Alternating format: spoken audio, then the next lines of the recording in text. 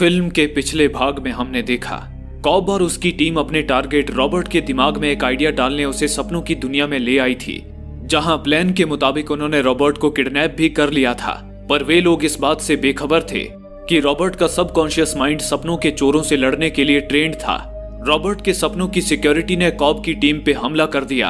अगर आपने कहानी का पिछला भाग नहीं देखा है तो पहले उसे देखिए, लिंक आपको डिस्क्रिप्शन में मिल जाएगी। अब आगे दोनों गुटों में जबरदस्त गोलीबारी हो रही थी। रॉबर्ट की सिक्योरिटी कॉब की टीम पर भारी पड़ रही थी, लेकिन तभी कॉब ऐन मौके पर वहां पहुंच गया और उन्होंने मिलकर उन गार्ड्स को खत्म कर दिया। लेकिन इस गोलीबारी में साइतो के सीने में गोली लग गई, जिससे वो बुरी तरह घायल हो गया। कॉब अपनी टीम के साथ फौरन एक वेयरहाउस में आ गया। उन्होंने पहले रॉबर्ट के चेहरे को कपड़े से ढककर उसे एक कमरे में कैद कर दिया। फिर उन्होंने साइतो को कार से बाहर निकाला। साइतो को दर्द से तड़पते देख जेम्स उसे मारने आया, ताकि दर्द में रहने से अच्छा वो साइतो को मारकर नींद से जगा दे। पर कॉब ने उसे रोक दिया और कहा, ऐसी गलती मत करना, क्योंकि हमने जो सेडेटिव ले रखा है उसका असर खत्म होने से पहले हमारा जागना नामुमकिन है। हम केवल किक के जरिए ही जाग सकते हैं, इसलिए अगर यहाँ कोई मरा तो वो जागेगा नहीं, बल्कि सीधा लिम्बो में चला जाएगा। ये सुनकर सारे लोग बेचैन हो उठे। तभी अरियाडनी ने पूछा, पर ये लिम्बो है क्या? इस पर आर्थर ने बताया, लिम्बो सपनों की वो गहराई है जहां पहुंचकर इंसान हकीकत को पूरी तरह भूल जाता है। इंसान अपनी सबकॉन्शियस माइंड यानी कि अपने अंतर मन में ही खोकर रह जाता है। ये सुन अरियाडनी ने पूछा, पर आखिर वहां है क्या?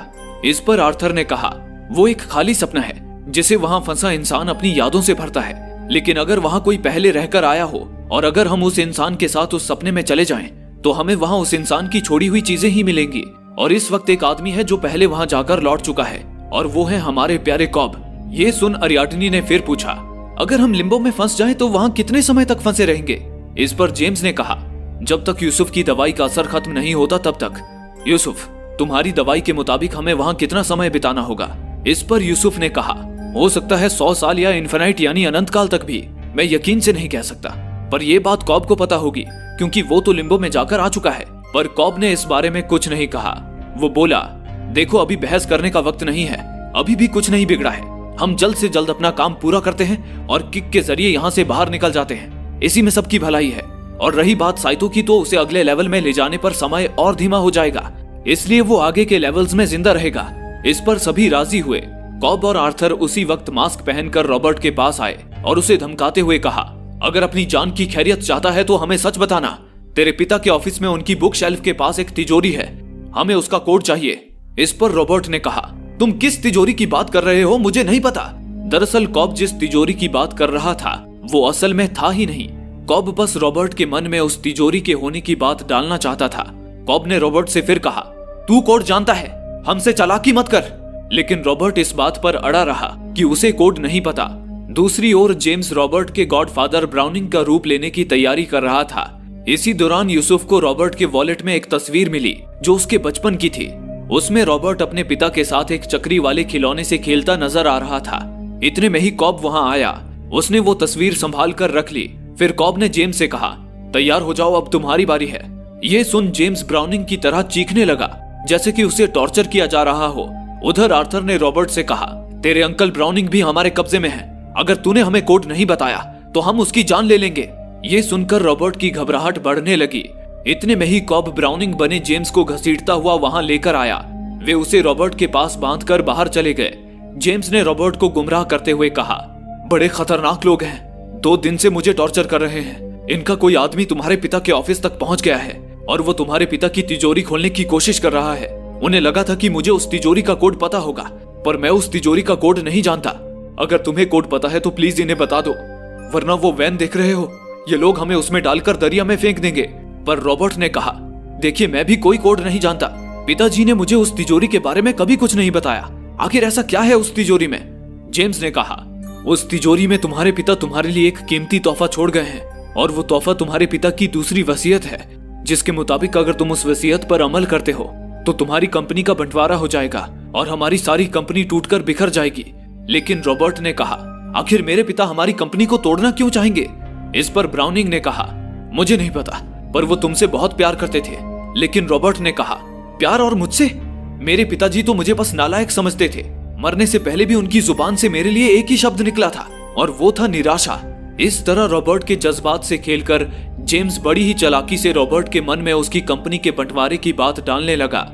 इसी दौरान दूसरी ओर अरियाडनी कॉब के पास आई और पूछा, आखिर तुम लिम्बो में क्यों गए थे और मेल तुम्हारे दिलो दिमाग में क्यों बसी है? इस पर कॉब ने अरियाडनी को अपनी आप बीती सुनाई। मैं और मेल मल्टी लेयर ड्रीम्स को एक्सप्लोर कर रहे थे।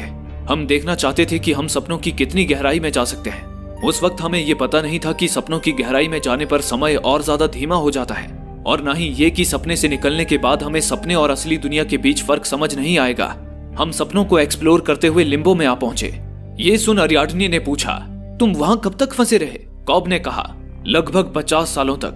हमने वहां अपनी यादों से दुनिया बना ली, लेकिन एक वक्त ऐसा आया जब मुझे एहसास होने लगा कि ये सपना है। मैं उस सपने से बाहर निकलना चाहता था, पर मेल को उस दुनिया में सारी खुशियां मिल रही थी, इसलिए उसने अपना टोटम अपने अंतर्मन की गहराई में छुपा दिया था। वो हकीकत में आना ही नहीं चाहती थी। अरियाडनी ने आगे पूछा, जब तुम सपने से बाहर आए तब क्या हुआ? कॉब ने बताया, सपने से बाहर आने पर मेल के दिमाग में एक आइडिया ने घर कर लिया था, एक आइडिया जिसने हमारी जिंदगी बर्बाद कर दी। मेल ये सोचने लगी थी कि ये असली दुनिया नहीं है बल्कि सपना है, और इस सपने से जागने के लिए हमें मरना होगा। मैंने उसे बहुत समझाया कि ये असली दुनिया है, पर वो नहीं मानी। उसे हमारे बच्चे भी बस काल्पनिक लगते थे। हालांकि मेल मुझे साथ लेकर मरना चाहती थी, क्योंकि वो मुझसे बहुत प्यार करती थी। वो हमारी सालगिरह की रात थी जब मेल ने एक प्लान बनाया। मैं जब उससे मिलने एक होटल रूम में पहुंचा तो मेल सामने की बिल्डिंग की खिड़की पर बैठी थी। उसने मुझसे कहा कि हमें इस सपने से जागने के लिए यहाँ से कूदकर मरना होगा। उसने कहा कि उसने पुलिस को एक लेटर दिया है कि अगर वो मर गई तो उसकी मौत का जिम्मेदार मैं रहूंगा, ताकि मैं भी उसके साथ मरने के लिए मजबूर हो जाऊं। मेल बिल्डिंग से कूद गई और मैं कुछ नहीं कर पाया। उसके बाद से ही पुलिस मेरे पीछे है। कॉब की कहानी सुनकर अरियाडनी ने कहा, तुम मेल की मौत के गिल्ट में जी रहे हो, इसलिए मेल तुम्हारे दिलो दिमाग पर हावी है। लेकिन मेल के साथ जो हुआ उसके लिए तुम जिम्मेदार नहीं हो, इसलिए उसे अपने दिमाग से निकाल दो, वरना ये इस मिशन के लिए भी खतरनाक हो सकता है। इन्हीं बातों के बीच अचानक रॉबर्ट के दिमाग की सिक्योरिटी वहां पहुंच गई। ये देख कॉब ने मिशन के अगले पड़ाव में जाने का फैसला किया। कॉब ने एक बार फिर रॉबर्ट से सेफ का कोड मांगा, लेकिन रॉबर्ट का जवाब फिर वही था कि उसे कोड नहीं पता। इस पर कॉब ने रॉबर्ट से कहा, तेरे दिमाग में आने वाला कोई भी 6 डिजिट का नंबर बता। इस पर रॉबर्ट ने कहा 528491। इसके बाद कॉब ने दोबारा रॉबर्ट का चेहरा कपड़े से ढक दिया और उसे एक बार फिर बेहोश करके वैन में वहां से ले जाने लगा। कॉब और उसकी टीम रॉबर्ट को सपने के दूसरे लेवल में ले जाने के लिए तैयार थी। तभी आर्थर ने कहा, हम सपनों में जितने लेवल आगे जाएंगे उतना ही रॉबर्ट के सबकॉन्शियस माइंड की सिक्योरिटी टाइट होती जाएगी। उनके रहते हम रॉबर्ट के पास कैसे पहुंचेंगे? इस पर कॉब ने कहा, इसके लिए हमें रॉबर्ट को उसके ही सबकॉन्शियस के खिलाफ करना होगा, और वो काम तुम मुझ पर छोड़ दो। इसी के साथ वे लोग ड्रीम मशीन से जुड़ गए। इस लेवल में उन्हें किक देने की जिम्मेदारी यूसुफ की थी। किक देने के लिए उसे सही समय पर वैन को एक ब्रिज से नीचे पानी में गिराना था, लेकिन इसके साथ ही यूसुफ को उन्हें रॉबर्ट की सिक्योरिटी से भी सुरक्षित रखना था। इसी के साथ बाकी टीम सपने के दूसरे लेवल में आ गई। यहाँ रॉबर्ट एक बार में मौजूद था और एक लड़की उससे फ्लर्ट कर रही थी। वो लड़की कोई और नहीं, जेम्स था, जिसने उस लड़की का रूप ले रखा था। इसी दौरान कॉब वहां आया। कॉब के आते ही जेम्स वहां से निकल गया। कॉब ने रॉबर्ट से कहा, अच्छा तरीका है फ्लर्ट के बहाने वॉलेट चुराने का। ये सुन रॉबर्ट ने अपना वॉलेट चेक किया, पर जेम्स उसे चुरा ले गया था। इस तरह कॉब रॉबर्ट का भरोसा जीतने की कोशिश करता हुआ उसके पास आया और उसे यकीन दिलाया कि वो इस वक्त सपने में है। कॉब ने रॉबर्ट से कहा कि सपनों के चोर रॉबर्ट से कोई जानकारी चुराने के लिए उसके सपनों में घुस चुके हैं, और कॉब रॉबर्ट के सपनों का सिक्योरिटी गार्ड है जो उसकी सुरक्षा करने आया है। रॉबर्ट के असली सिक्योरिटी गार्ड्स को ही कॉब ने किडनैपर बता दिया, जिसके बाद रॉबर्ट ने घबराकर कहा, मुझे इनसे दूर ले चलो। इस पर कॉब रॉबर्ट को होटल के एक कमरे में ले आया और कहा, मिस्टर फिशर, याद कीजिए सपने में आने से पहले आप कहाँ थे? इस पर रॉबर्ट ने अपने दिमाग में जोर देते हुए कहा, मुझे बस थोड़ा बहुत याद है कि कुछ किडनैपर्स ने मुझे और मेरे अंकल ब्राउनिंग को किडनैप किया था। वो हमसे किसी सेफ का कोड मांग रहे थे। फिर उन्होंने मुझे कोई भी 6 अंकों का नंबर सोचने को कहा। वो नंबर था कुछ 528।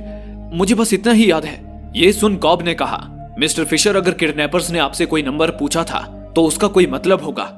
हो सकता है वो इस होटल का कोई रूम नंबर हो जहां किडनैपर्स ने कोई राज छुपाया हो।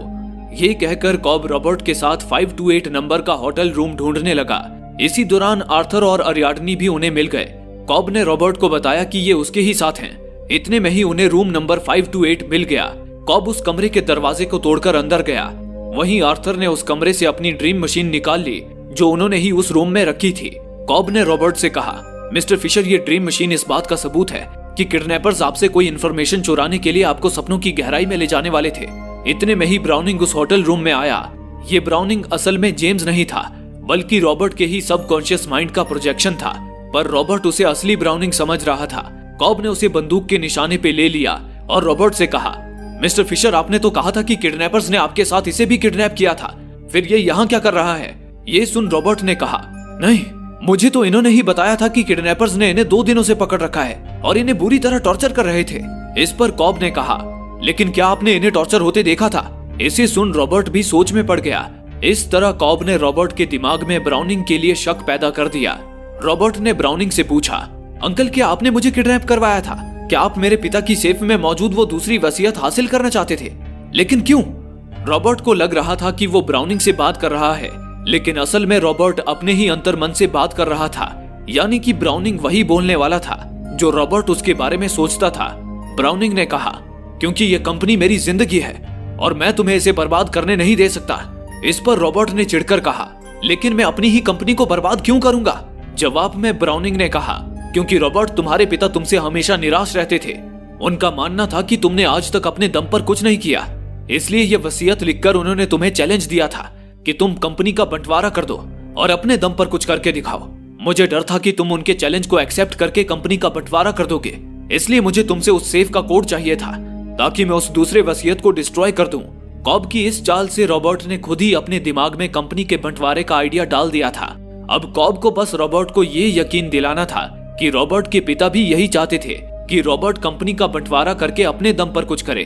कॉब ने अपनी अगली चाल चलते हुए रॉबर्ट से कहा, मिस्टर फिशर, यकीन कीजिए, ये आदमी कुछ छुपा रहा है। आपके पिता की सेफ में कोई राज है जो ये नहीं चाहता कि आपको पता चले, और ये राज क्या है ये जानने के लिए हम इसका पैंतरा इस पर ही आजमाएंगे। मैं आपको इसके सपने में ले जाऊंगा जहां आप पता लगा सकते हैं कि ये आपसे क्या छुपा रहा है। इस पर रॉबर्ट फौरन राजी हो गया। कॉब ने रॉबर्ट को सेडेटिव देकर सुला दिया। इतने में ही जेम्स और साइतो भी वहां आ पहुंचे और वे सभी एक बार फिर ड्रीम मशीन से जुड़ गए, लेकिन वे लोग ब्राउनिंग के नहीं बल्कि जेम्स के सपने में जाने वाले थे। सपने के इस लेवल में आर्थर उनकी देखरेख के लिए रुकने वाला था। आर्थर ने उस होटल रूम के ठीक नीचे वाले रूम की सीलिंग पर बॉम्ब्स फिट कर दिए थे ताकि समय होने पर वो उन बॉम्ब्स को ब्लास्ट करके सो रहे अपने साथियों को किक दे सके। इसी के साथ कॉब और बाकी टीम रॉबर्ट के साथ सपने के तीसरे लेवल में पहुंच गए। इस बार वे सभी बर्फीली पहाड़ियों पर थे जहां उनसे कुछ दूर एक कॉम्प्लेक्स मौजूद था। उन्होंने उसी कॉम्प्लेक्स के अंदर एक सेफ बनाया था जिसकी कुछ गार्ड्स सुरक्षा कर रहे थे। कॉब ने फैसला किया कि बाकी टीम उन गार्ड्स का ध्यान भटकाएगी और उनमें से कोई एक रॉबर्ट को सेफ तक ले जाएगा जहां रॉबर्ट को वो सेफ खोलकर हकीकत का पता लगाना होगा। इस पर साइतो ने रॉबर्ट को सेफ तक पहुंचाने का फैसला किया।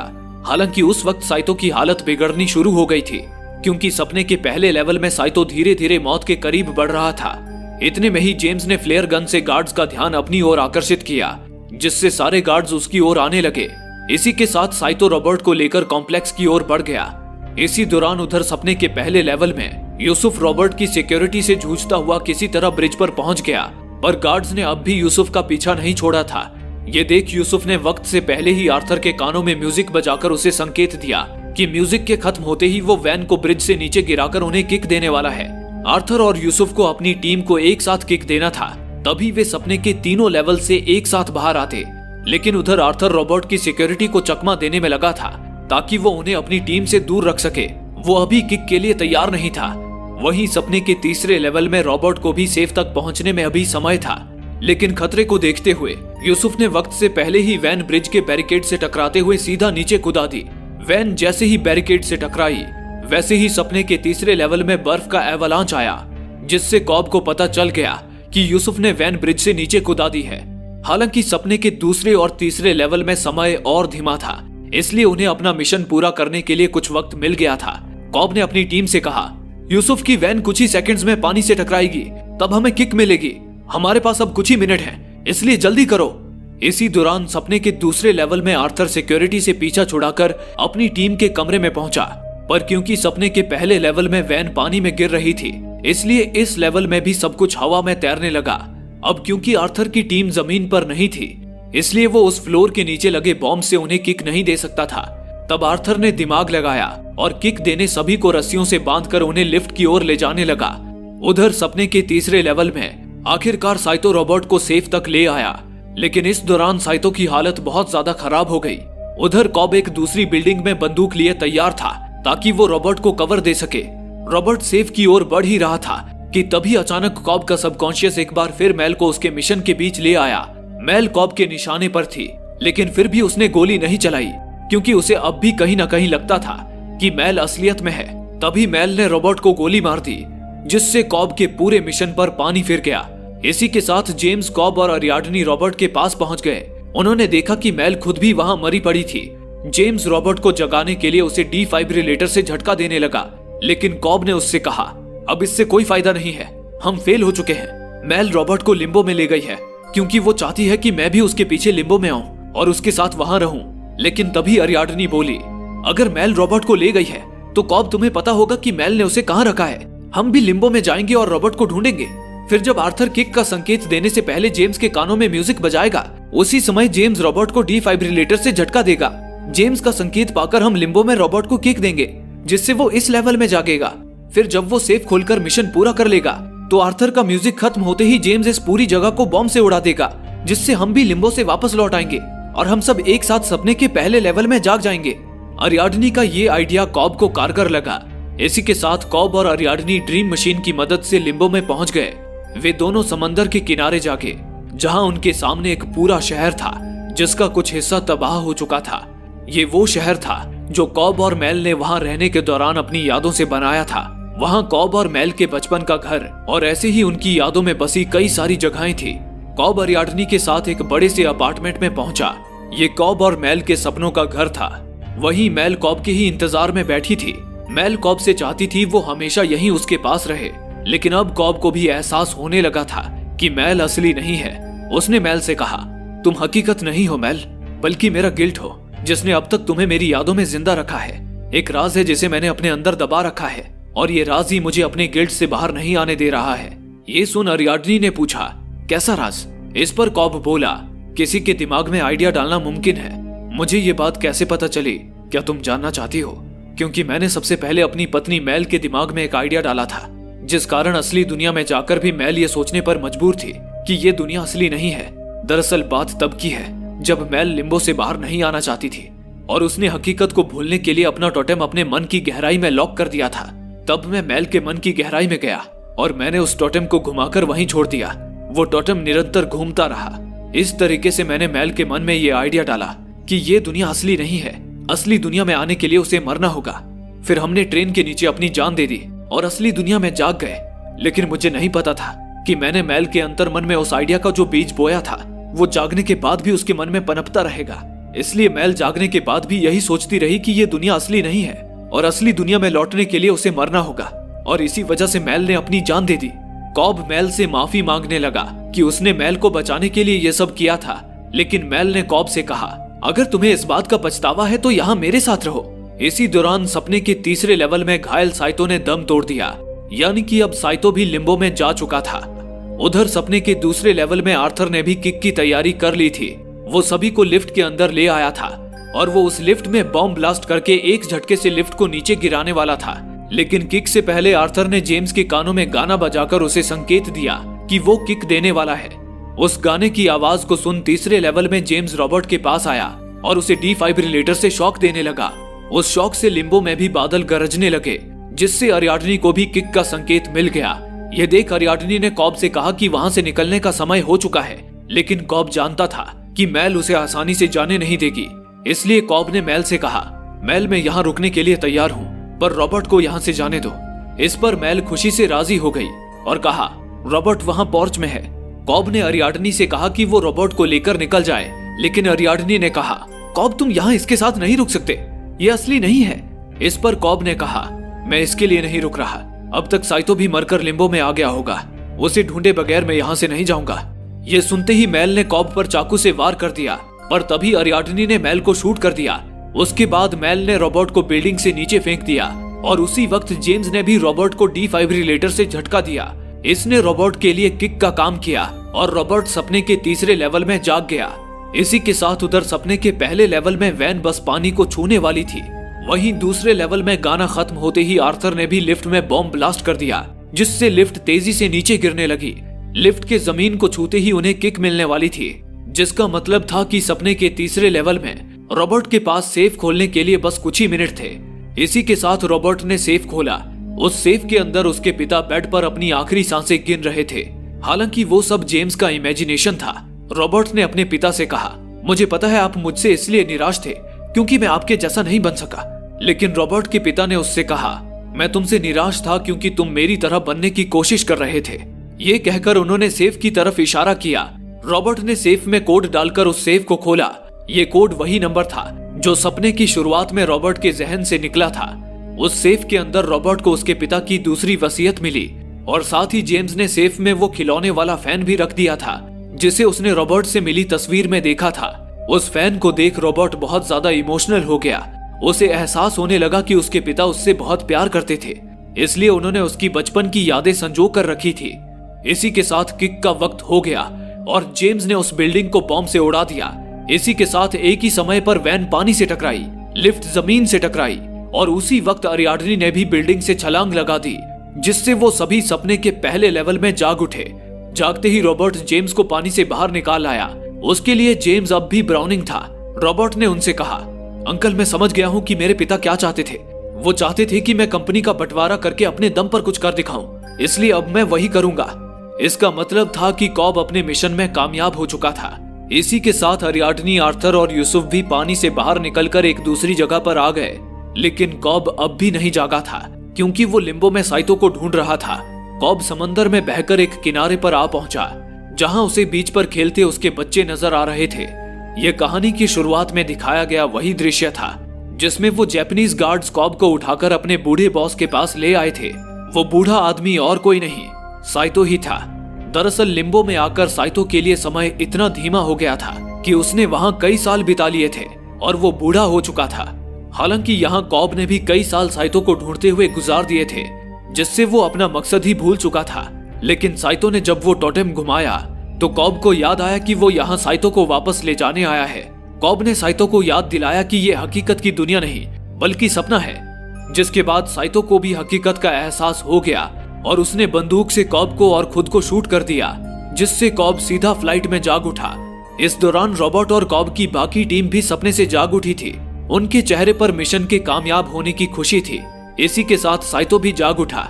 जागते ही सबसे पहले उसने अपना वादा पूरा किया। उसने एक कॉल किया जिससे कॉब पर लगा सारा इल्जाम रफा दफा हो गया और एयरपोर्ट पर पहुंचने पर उसे किसी ने नहीं रोका। कॉब सालों बाद अपने घर अपने बच्चों के पास लौट आया, लेकिन ये सब कुछ उसे अब भी एक सपने की तरह लग रहा था। जांच करने के लिए उसने अपना टोटेम घुमाया, मगर उस टोटेम के रुकने से पहले ही उसके बच्चे दौड़कर उसके पास आ गए और कॉब टोटेम को छोड़कर उनकी ओर चला गया। इसी के साथ वो टोटेम डगमगाता हुआ थमने लगा, जिसका मतलब था कि अब कॉब हकीकत में लौट आया है। कॉब ने खुशी से अपने बच्चों को बाहों में भर लिया और इसी के साथ ये फिल्म यहीं समाप्त हुई। दोस्तों, आप में से काफी लोगों का कहना है कि हमारे वीडियोस आप तक नहीं पहुंच पा रहे हैं। उसके लिए आप सब्सक्राइब बटन को दबाने के बाद नोटिफिकेशन के बेल आइकन पर क्लिक करें और ऑल का ऑप्शन सिलेक्ट कर लें ताकि हमारी सारी वीडियोस की नोटिफिकेशन आप तक पहुंच सके। धन्यवाद।